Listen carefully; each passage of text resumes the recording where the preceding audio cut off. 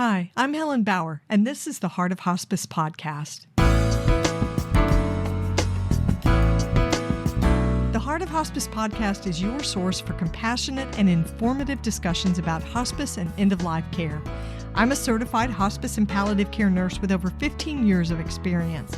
Whether you're a caregiver, someone with a serious illness, or you simply need to know more about hospice care, this podcast is for you. Join me as we explore all the aspects of hospice, from the details of caregiving to the emotional and spiritual dimensions of end-of-life journeys. For more resources and to connect with me, visit theheartofhospice.com and find us on Facebook, Instagram, and LinkedIn. Keep listening for today's episode.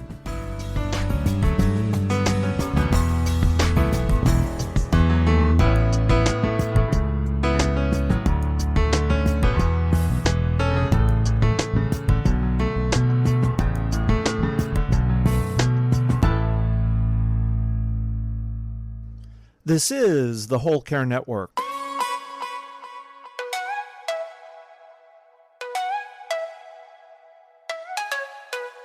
Helping you tell your story one podcast at a time.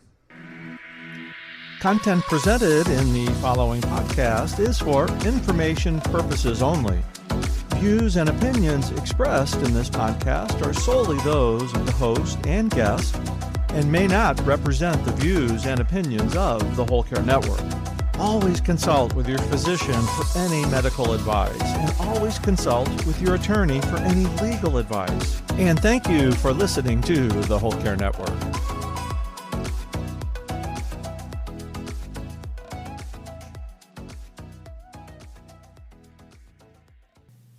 This episode is being sponsored by Halo Care.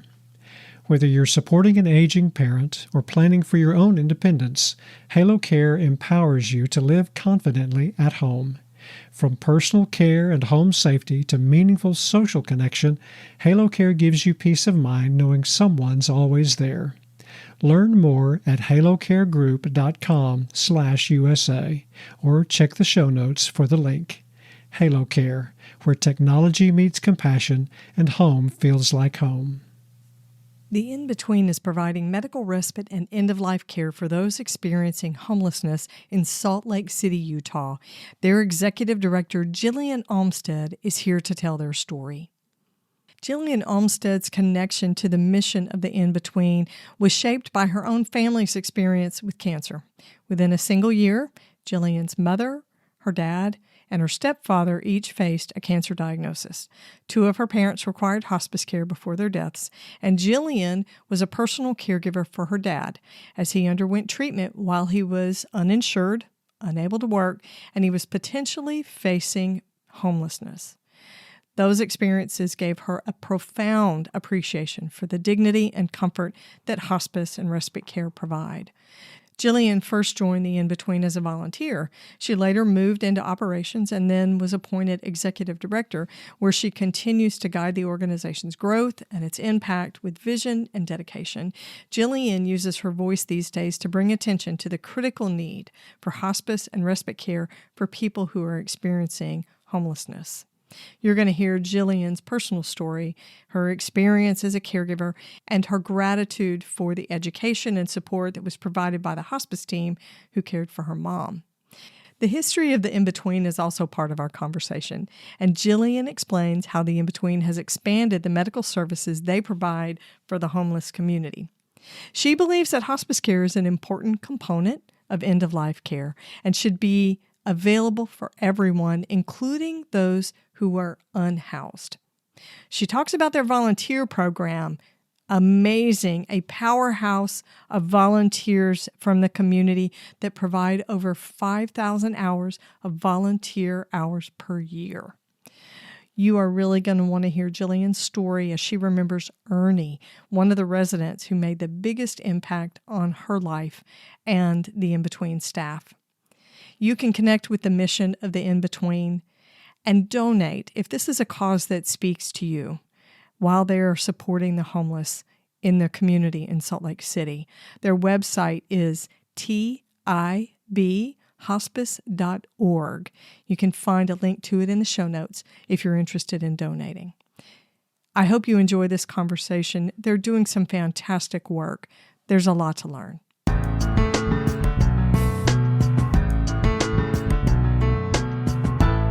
Jillian, welcome to the Heart of Hospice podcast. So great to have you with me.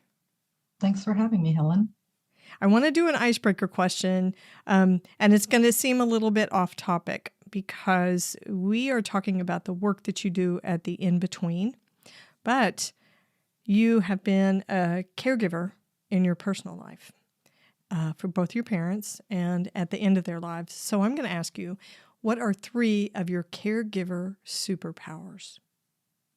Oh boy, that's a good question.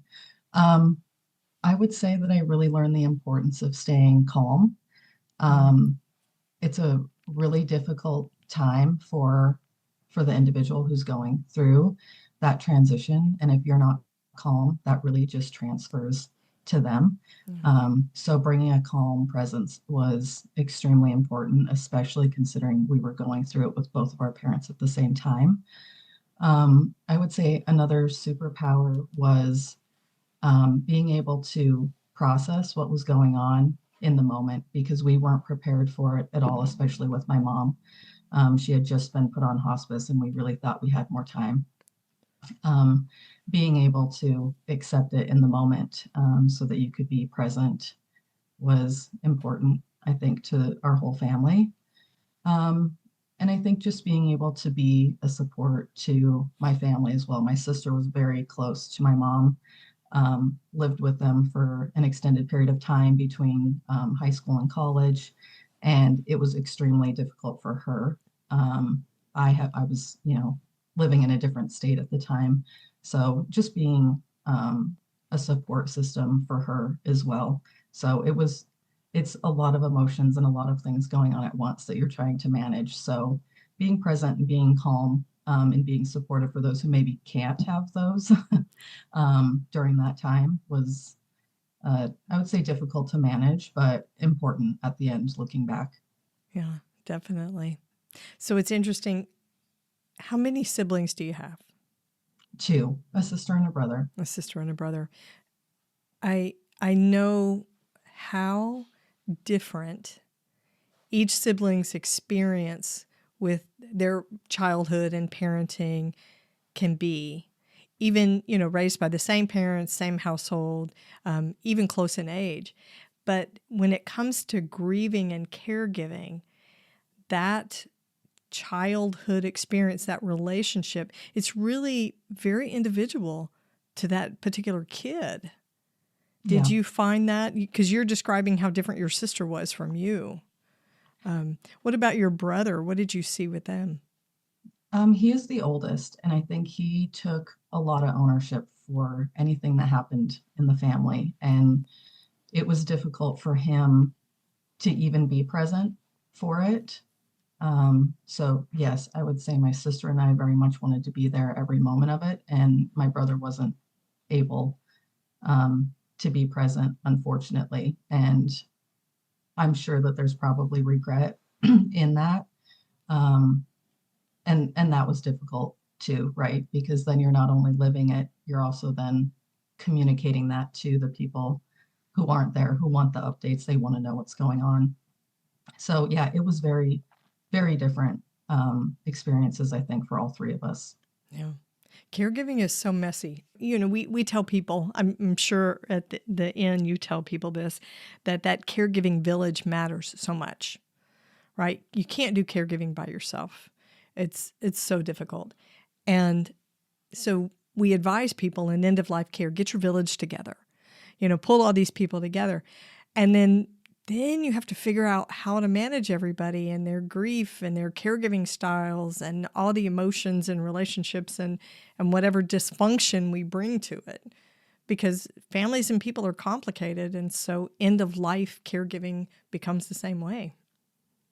Yeah, it was really great with my parents' community. They lived in Bismarck, North Dakota, which is a relatively big town for North Dakota, but very small town mentality, lots of community, and the amount of people that brought over food and stopped by, and then how much they really respected the last bit of time when it just wasn't a great time for friends to be stopping by, and it became just family. But there was a lot of outreach within their neighborhood and so much care, not just about them, but those of us who were so close with our family. They really took care of us. They opened up their homes if anybody needed to stay there. So I agree, it makes a huge difference for the person who's passing and the family members who maybe need to have a little bit of a break. Um, it was really pretty quick with my mom, and it was actually the first time my husband was meeting my sister's future husband. And those two were just making coffee, getting snacks. They were just doing whatever they could to keep us awake because we knew that this was probably my mom's last night. Yeah. And that was so helpful, right? It almost lightened the mood a little bit that those two were getting to know each other in this really, really interesting time, right? It's like, hey, your mother-in-law's dying. Here's the rest of the family. Welcome. And, help us usher her out of this world. So it was no pressure. No no pressure pressure. there. No pressure, right? These crazy family situations. Okay, so you've described your superpowers, which, by the way, are amazing, because if you can recognize that there are things that are overwhelming and still remain present there in the moment, instead of getting swept up in what are we going to do next week and how is this going to work if we need to get up to the bathroom, it can become a swirl in your head. Ruminating, I guess, would be the right word. Right. What did you struggle with as a caregiver? What did you find the most challenging? I had not thought about what it's like to be with someone who's dying. Did not think about some of the messiness that comes with it, the way the body behaves. So we were so grateful to have hospice nurses on the line anytime we needed them to ask, like, is this normal? What should we be doing? Can you come help us clean this up? That was difficult for me to make sure that I didn't allow that to distract me from being present, because it's difficult and you're dealing with stuff that you don't learn about. They should teach you about this in high school science class. This is true. Nobody teaches, even nurses don't get taught about dying in nursing school. Yeah. I would say that was the most challenging, was you're kind of thrown into this medical situation, and you don't want to panic over something if it's just a natural part of the dying process, but you also want to make sure you're consulting with experts if there's something that you can do, or if we need to add medication or be doing something different, stop feeding, give them more, that to me was the hard part, was just on the fly getting this crash course in 101, death and dying. That was hard for me. Yeah. Well, we need a book, End of Life Caregiving for Dummies. It's because it's not that we're dumb. It's just that we don't know. And if you've never seen it, being told, it was normal, it's all part of the process. None of that seems normal. Your mom hadn't died before. Right. Yeah. Yeah. So you have to add all those things together. Yeah. And whether or not she had been through it with anyone in her family, I'm not sure, but it didn't get translated, down to us, like a lot of things. But yeah, we do ourselves a big disservice not talking about death more, so that we can be a better support to everyone. Because even just recounting it to you, right, it almost feels embarrassing that you kind of knew it was coming. She had cancer. She was, going through treatment, went on hospice, but you don't ever Google, like, what is this going to be like, and what should I prepare for?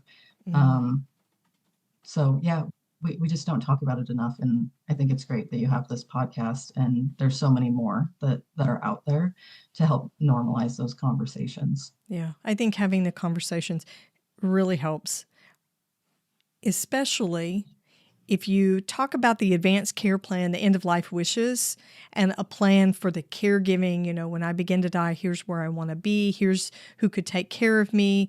Let's find out who's willing and able, etc.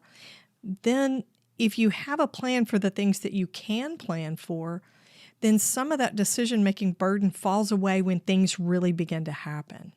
Yeah. advanced care planning should never happen inside an ambulance. So trying to make those decisions and figuring out that information when things are in a big crisis, that's a terrible time to do it. Yeah, I agree. And at the in-between, we require a pulse, so that life-sustaining order when they're coming in, since everyone's coming in with a medical referral. Somebody could refuse and we wouldn't, not take them in. But most people, once their doctor's explaining, what this is for and how it's going to make it the way they want it to be versus other people choosing, that usually causes people to be okay with filling that paperwork out. And then once they're at the in-between, we have our end of life doula who starts having those conversations. And it's oftentimes hard, like you mentioned, most people wait for the next thing to happen. Like, well, we'll talk about that when I get to this point. Right. But many of our residents are younger than, the average person going on hospice, and they haven't thought about these things and they don't want to think about these things. So it oftentimes takes a lot of attempts at those conversations. But usually I think once it becomes imminent and they have that realization, like I'm not going to get better, the conversation happens. But it's really hard when people come in and they haven't, and it's too late. Yeah. Yeah, that whole philosophy of we'll cross that bridge when we get to it, that should not be used with a serious illness. So Let's dive into the in-between. You guys have a pretty unique mission. Tell me why the in-between exists. Yeah, so I get to be a part of this great mission because it's probably almost 20 years ago now, a nurse at the local cancer hospital up at the University of Utah was just dealing with that struggle of people who were determined to be too well to stay hospitalized, but they were for sure too sick to be going back out to the street or the shelter system.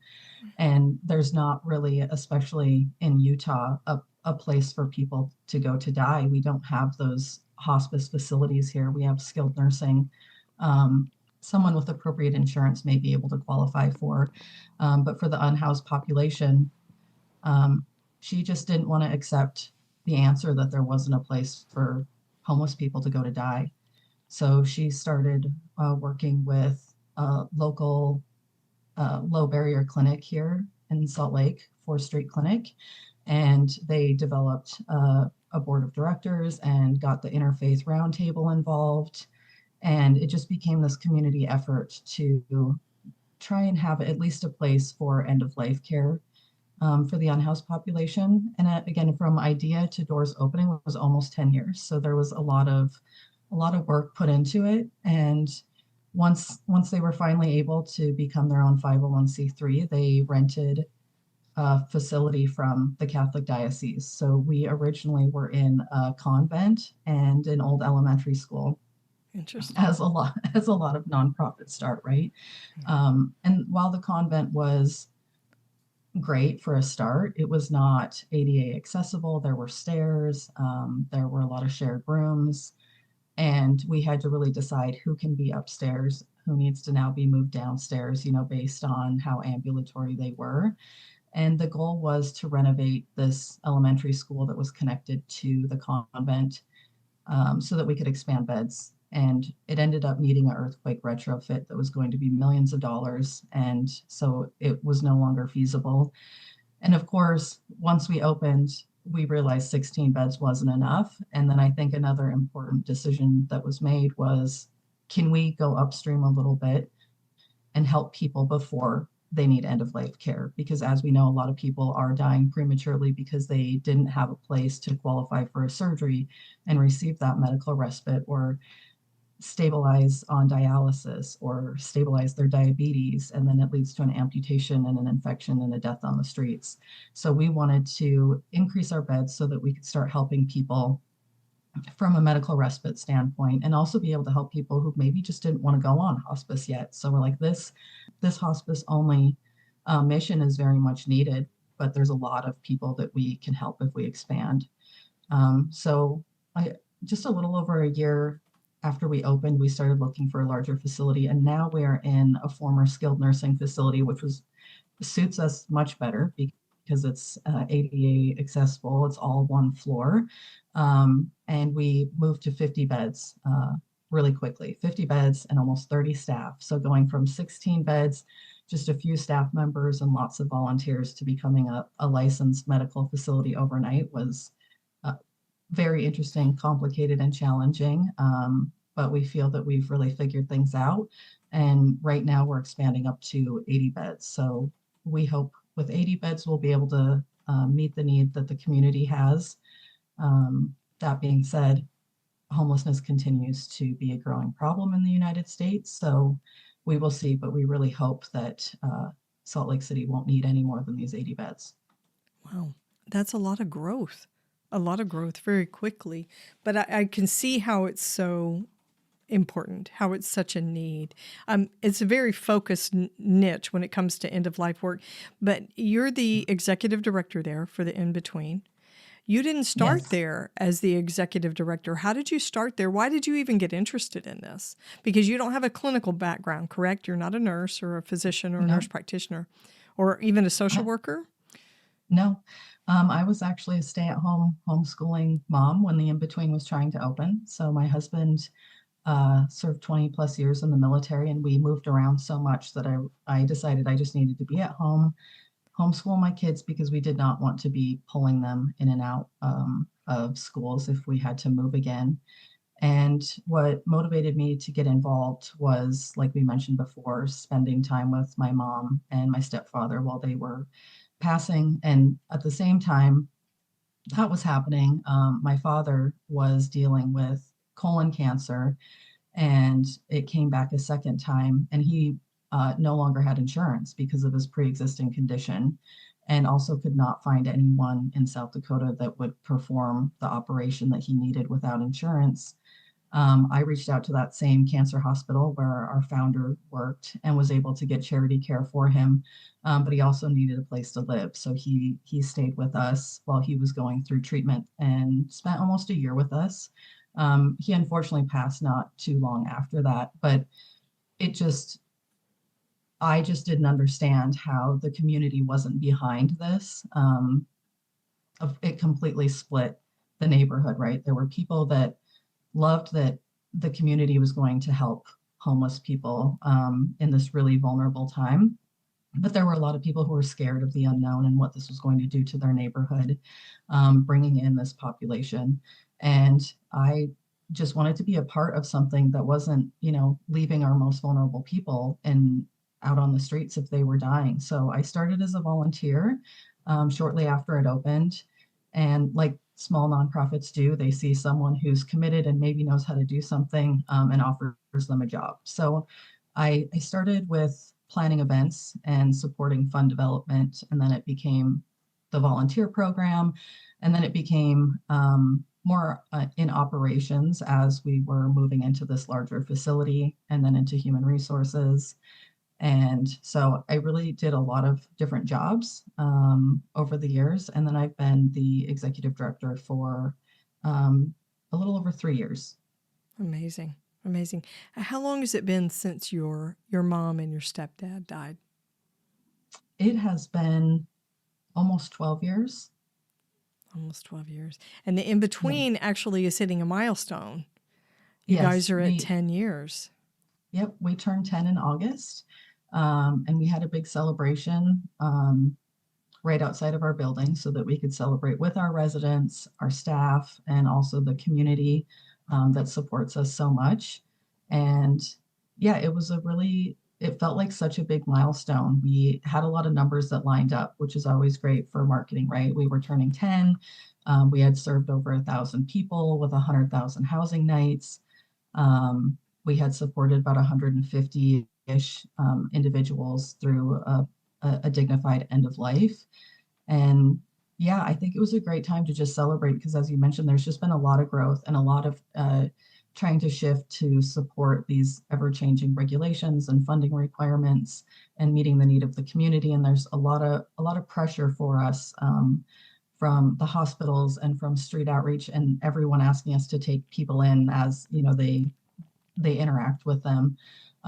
So it was really good to just look back and celebrate at how much we've really done and how many people we've supported. Do you think that your personal experience gives you a different perspective for the work? Because you're on the business side of things, right? You're not at the bedside. But do you think the personal experience that you had with your parents and your stepfather, do you think that changes how you work? I think so. I think getting to experience what end of life is like and how great hospice care really is, right? Everyone should have access to professional hospice care. It makes a huge difference for someone's final days. So I think me knowing what the alternative is to that, being unhoused and not having access to hospice care, is extremely motivational to make sure that we're providing that for everyone, right? They should have a nice room. It shouldn't just be a cot and, Right. 10 people. They deserve a private, really nice room where they can control the temperature and they can decide when they're going to eat and who's going to be bedside with them. Everyone should have those very basic um, core decision making opportunities in their end of life. So yeah, it definitely does. And while I'm not the one that's bedside, it's a what I really love about the in between is we're getting to work in these individuals' houses. So or in their house. So when we walk in, they're having breakfast in the dining room. There's people in their pajamas. They're coming over to check their mail or to get laundry soap to do their laundry. So no matter if you're finance or if you're the end of life doula, you get to interact with these folks. You get to hear their stories. You can stop in and say hi to someone, which that's usually when I will be spending time with someone is if I know that they're close to passing and I want to just go in and say hi to them and ask them if they need anything. But we have an amazing group of staff that support our residents, and then we also have a lot of volunteers. We replicated the No One Dies Alone model, which started at the Mayo Clinic. Um, in Minneapolis, and it was developed, if you're not familiar, it was developed for people who were maybe in a tragic car accident and were life flighted to this hospital and their family couldn't make it yet. They have amazing volunteers in the hospital that will sit with someone until family can get there, or just be able to be there with them and let the family know, like your father, your sibling, they were not alone. We had someone sitting with them. And we do the same thing. We train volunteers and we try and walk them through that end of life process again so that it's not traumatic or scary or surprising what the human body does. And then we send out an alert when someone needs volunteers to sit bedside and they can sign up for shifts to come in. And that really helps our caregiving staff be able to support everyone because, again, when people are end of life, it turns more into this intensive care, checking in every 15 minutes, sometimes medications just as often. And so these amazing volunteers who offer up their time to just be a presence for those who are dying we're so grateful that the community continues to step up and support that part of our volunteer program. When you and I talked for our intro call, you told me something that's pretty unique about and pretty remarkable about Utah, about volunteerism. What was that you told me? Like Utah has the biggest volunteer force in the United States?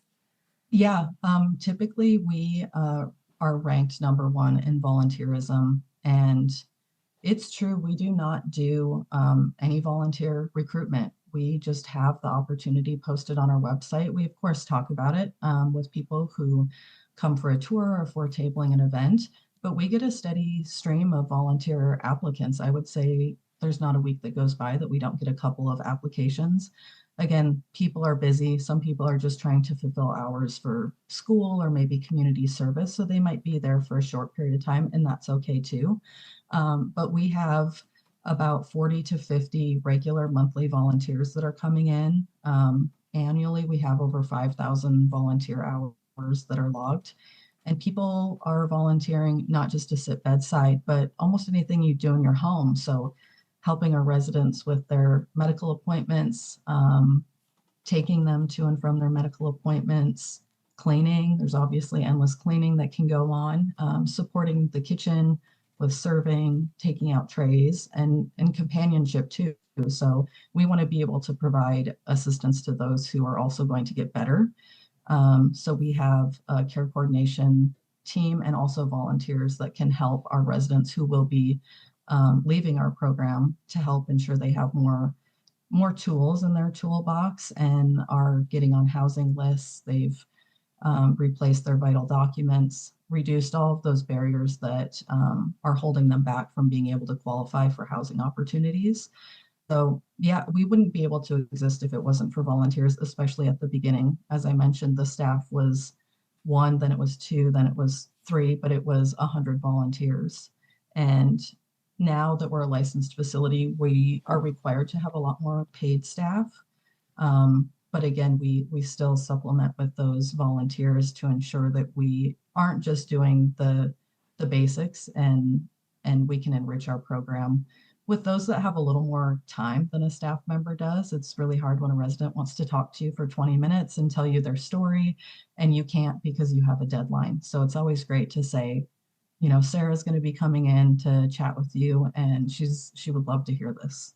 Yeah. So yeah, volunteers are amazing. Yeah, they are the lifeblood of what we do in end-of-life care, definitely. Jillian has more to share about the work of the In-Between, so keep listening for the rest of this episode. This episode is being sponsored by Halo Care.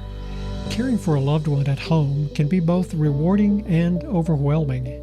At Halo Care, we're here to help you find the balance, combining technology and heartfelt support so aging at home feels safer, easier, and more connected.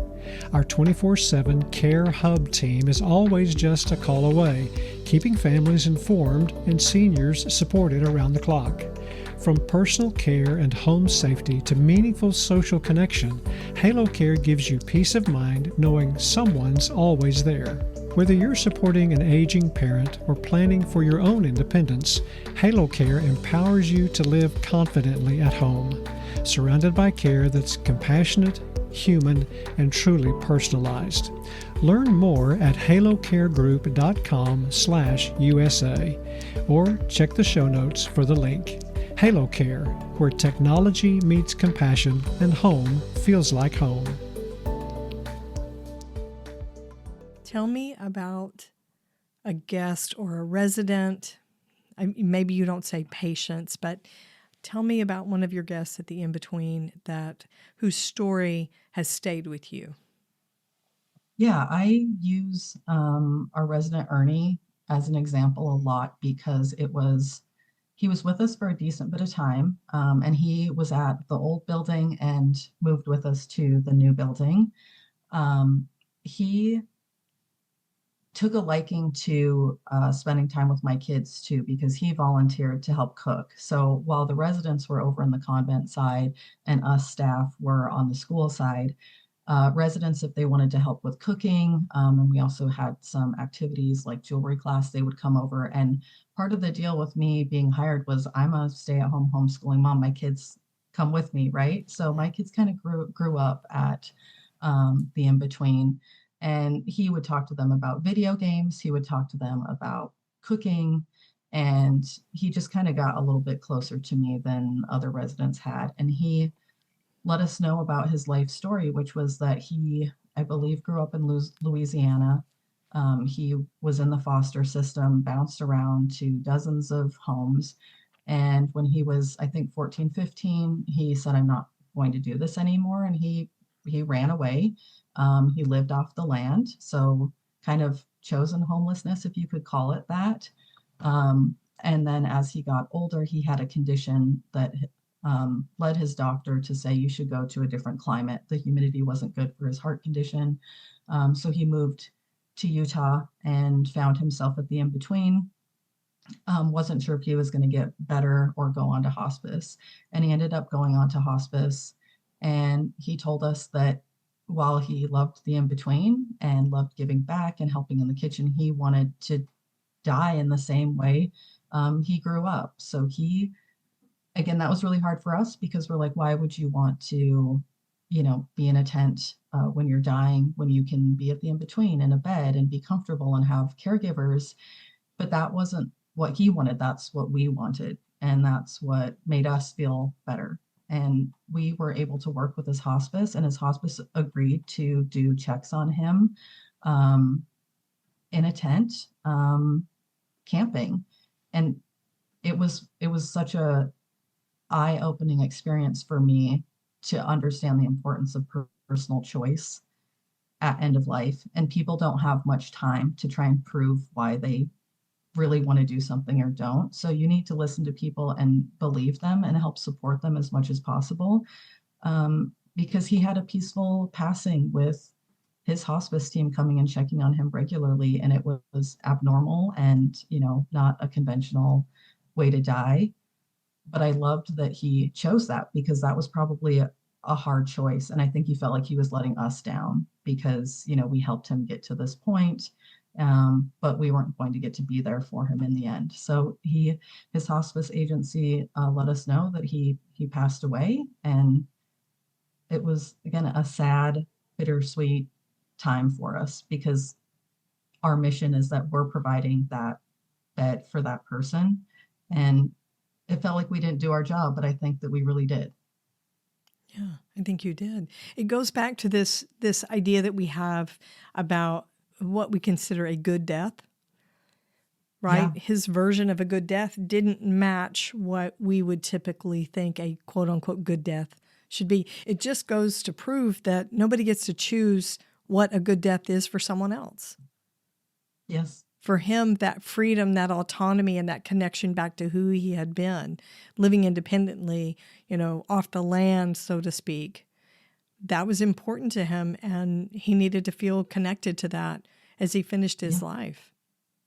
Yeah. It's interesting that he felt some guilt and some obligation to your staff who had been taking care of him and had been kind, obviously, that he was letting you down by not choosing a death that you guys would have thought was appropriate. And I'm betting that a lot of people, as they die, make decisions about what their good death would look like based on the people that are taking care of them, their family caregivers.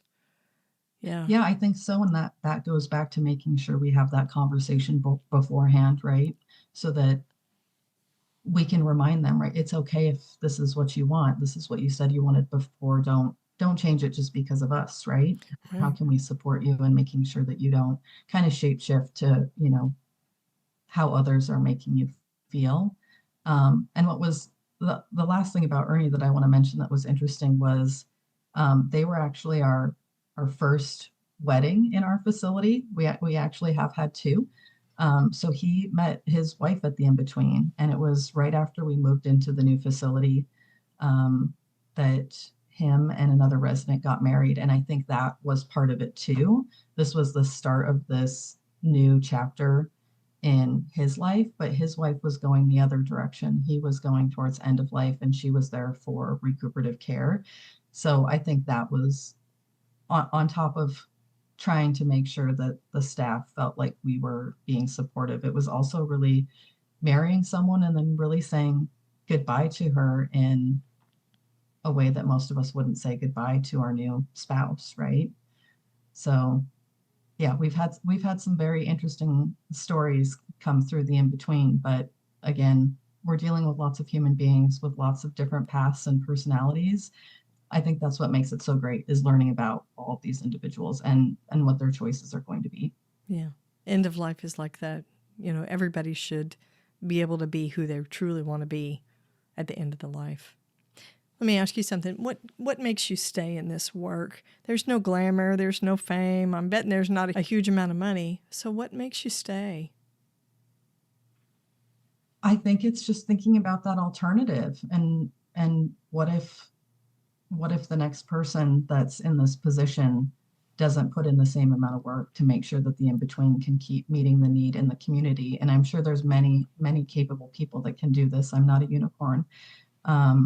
But I think it's just the alternative. It's going to be hard if and when I ever leave the in-between, making sure that it stays in good hands and that we stay true to our mission. It's very important. And I think the other part that's really motivational to me is seeing other cities that are trying to replicate what we're doing here. We've worked closely with the National Healthcare for Homeless Council, who is kind of this organization that supports medical respite facilities for unsheltered individuals all across the US. And so we've helped write some guiding documents on incorporating end of life in a medical respite setting.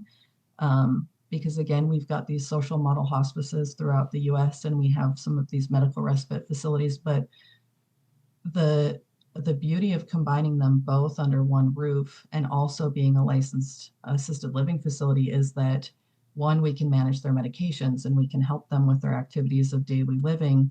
But if someone comes in on hospice and gets better, we don't have to make that tough decision, just like a hospital is making, like, oh, they're too well. We can say, okay, you'll be on the medical respite side or the independent living side for 6 weeks or 8 weeks while you continue to get on your feet. And same if someone comes in for medical respite and they decline, they don't have to leave. They might have to, move rooms to be over on the assisted living side, but it just gives that flexibility. And it's, I would say, much easier on our residents in a really difficult time, whether it's coming in on hospice and getting better or vice versa. It's traumatizing. This is usually a new diagnosis for these folks. They haven't been getting great medical care. They've been using the emergency department for their primary care, calling 911 when they don't have their medications because that's their only option. So they're getting a whole lot of information about their health that they haven't got, where the average person has had how many medical appointments, how many scans, how many test results before they get this hospice diagnosis. So it's really heavy, and I think it's great that we can do all of this under one roof. And for sure, it's something that every major city, let alone any city, should have, whether it's even just a 2, 4, or 6 bed facility. Or on the alternative, we have to come up with a solution where our communities don't require this type of nonprofit facility to even exist, right? That would be amazing. Yeah, it would be amazing if there was no need for the in-between or any of these others. But it's pretty cool that you guys have a scope to your services that, when somebody comes in on hospice, and there is always the chance that somebody plateaus and improves and their life becomes extended. And just because the care gets consistent, safe housing and care, that they have an option. They don't have to worry about, well, what if I get better and I don't qualify anymore? Or what if I get worse and I start to die? Where will I go? It's pretty amazing that you guys can offer those different options.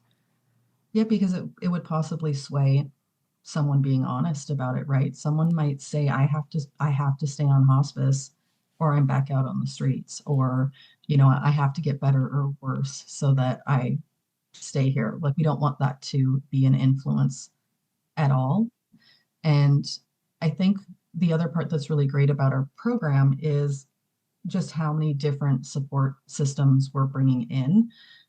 Community is extremely important to us, and our building really lends itself to that. So it's a big rectangle with all the rooms on the outside. In the middle of our building is our dining room. So all of our residents are coming to the middle of the building 3 times a day for meals. We have an activities program, so residents are coming together to do arts and crafts or to play bingo. And again, that's something that's oftentimes missing for unsheltered folks, is they're kind of there's these transactional interactions that they're having, right? They're going to the doctor, they're checking into the shelter, and it's hard to have community in those settings. So we want to make sure they're feeling a part of the community, which really starts to change, I think, their willingness to try again on housing, or try again reconnecting with family members so that maybe they can move back in, or even willingness to work on their health. Because sometimes when you feel like you're just down and the system continues to kick you, you give up. And the in-between, and I think the community that it provides, brings that hope back. And we really see after a couple of weeks, even the really chronically homeless people who come in, who just, they're like, don't talk to me, you're another person that's not going to help me. I have to be here right now. And they're just kind of begrudgingly participating. But those walls start to come down when they feel that trust and that belonging. And we see some amazing transformations with the people we serve. About 25% of those that are coming in to get better and recuperate, maybe to qualify for a surgery and have that surgery, or get on the transplant list, a variety of different things.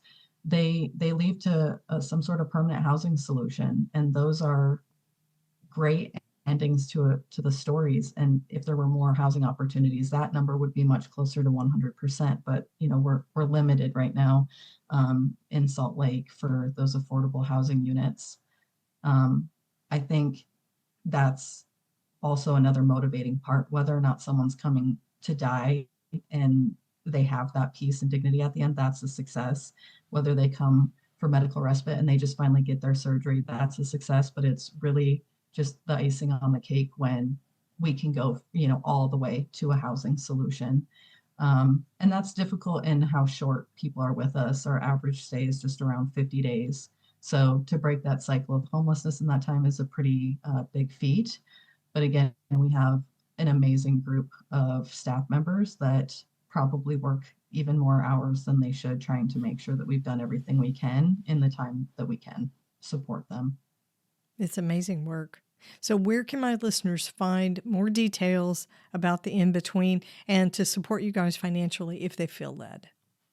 Yeah, thank you for that opportunity. So we have a website, and it's tibhospice.org, and that stands for The In-Between. So tibhospice.org. If you're local, you can sign up to volunteer. We also have a wish list, so you can order through Amazon, or again, if you're local, it's just simply grabbing an extra box of Kleenex, maybe some toilet paper, and bringing it to us. And those financial contributions are, again, what sustain us. So we have been fundraising our budget for our first 10 years. This is the first year that we've had the opportunity to bill insurance. So we're a part of a pilot program with Medicaid, and it looks like it could support about 25% of our costs each year. But again, we're still heavily reliant upon these individual contributions, and of course, a lot of grant writing. Of course. Well, I will have a link to your website so people can connect straight into it with the show notes for this episode. So Jillian, what's the one thing we didn't talk about the In-Between that you would want listeners to know?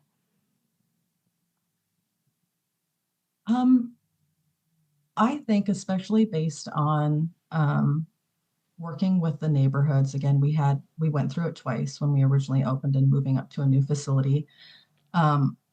I just really recommend that people get involved with serving the vulnerable population, because once you do, you realize that they're human beings. They're just like you and I.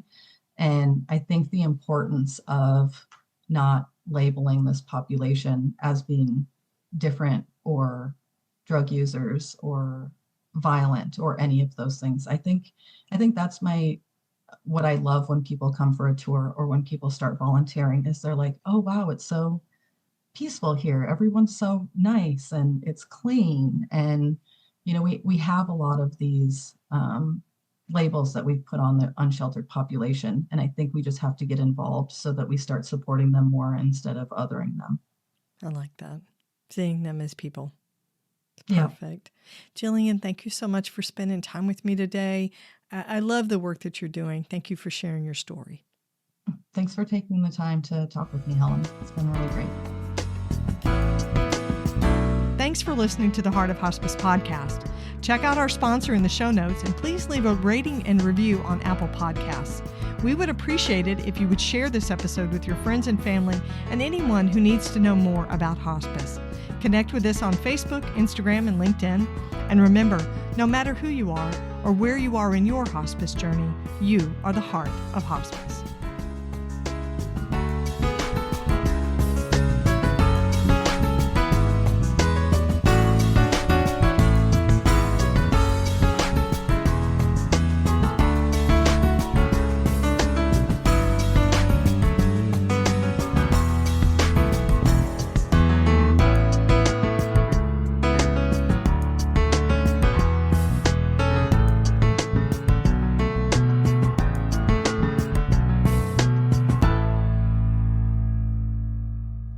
This is the Whole Care Network.